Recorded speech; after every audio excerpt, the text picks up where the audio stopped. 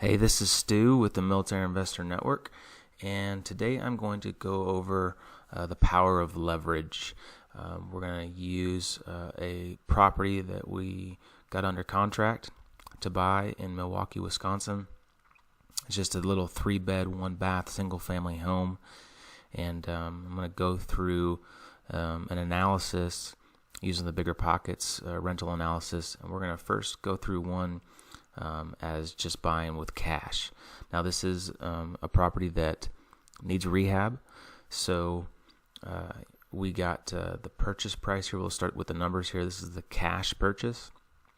It's a 3-bed, 1-bath in Wisconsin. The purchase price that we got it for contract is $34,900.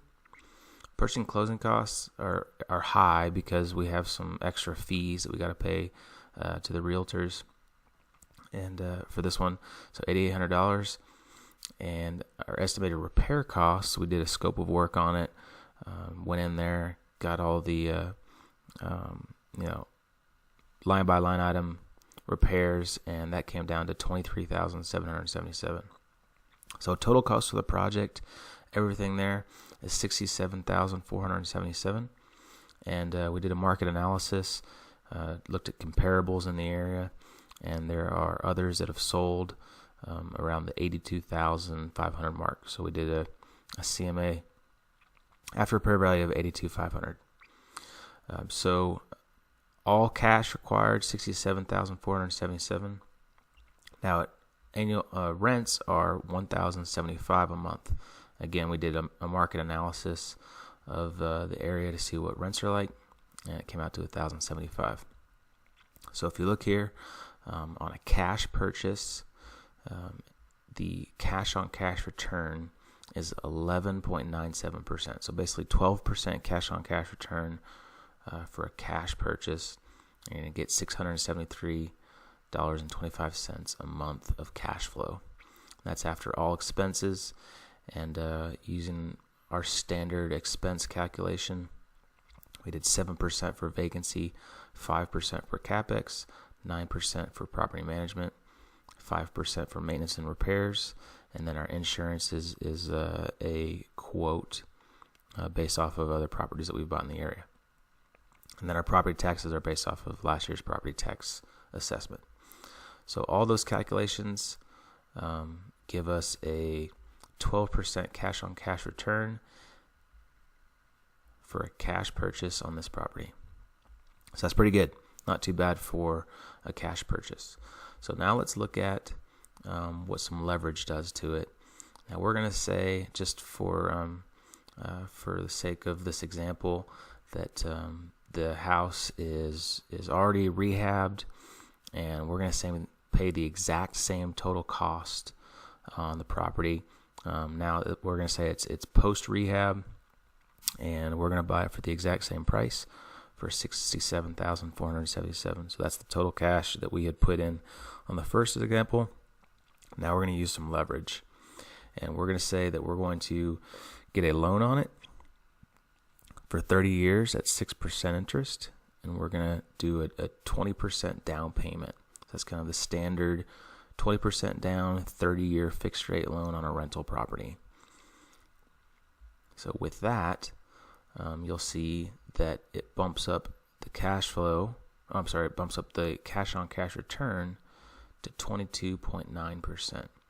Now your cash flow goes down to $391 a month because you're now having to pay a monthly mortgage payment, principal and interest of $281.44. So that adds to your expenses, but the overall cash on cash return bumps up by 10%? So 10% bump up by using leverage of a 20% down payment, 30-year fixed rate loan. The same expenses we calculated here using those same numbers. The only thing that changes now, you're using leverage, and you're getting that 22.9% cash on cash return. So now let's look at one more example. We're going to use this exact same property, and we're going to kind of combine the two here. And we're going to do what's called the BRRRR strategy. And the BRRRR strategy is we're going to buy it with cash, and then after the rehab is complete, they're then going to go back and refinance the property to pull all that cash back out once we've got the rehab complete. So the BRRRR strategy is buy, rehab, rent, and refinance. So the same exact price we paid cash for, we're going to pay cash at $67,477. And again, the after repair value is $82,500. We're going to say it's going to take 2 months to rehab the property, and then we'll get a renter in there at $1,075 a month, and then we'll refinance the property at the 4-month mark. And we're going to refinance that at 75% loan to value. So if we look down here, this is the cash we put into it, $67,477, and we're going to refinance out at 75% loan to value. So our new loan is going to be $61,875. Refinance that, so it's 75% of that $82,500 value. Now you'll see here that we required $67,000 at first for cash, and then when we refinanced 4 months later, we pulled out $61,000. So in this deal, the total amount we spent was only $6,600. So $6,600. Now you pull that out, use that, and your monthly rent is $1,075. So after your refinance, check out your cash on cash return. It now just bumped up to 54.9%. Wow, that's crazy. So remember, the cash on cash return of the cash property or the cash purchase was 12%. And now after doing a refinance, pulling your cash back out, it bumped up to 54%, 55%. Now your cash flow went down to $302 a month, but it's the power of leverage using other people's money, i.e. the bank. You're going to get 54% cash on cash return on this exact same property using the exact same numbers by doing that BRRRR strategy.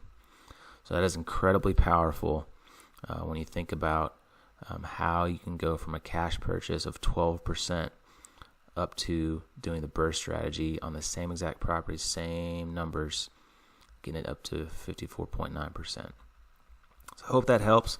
Hope that shows the power of leverage, either by doing the BRRRR strategy or just doing a regular 20% down payment loan on a 30-year fixed rate interest, or doing the cash purchase. Hope you enjoyed. Please like it. Please share it. If you are a military or a service member and or a veteran, please go to Military Investor Network and become a member. It's free, and please spread the word. Thanks.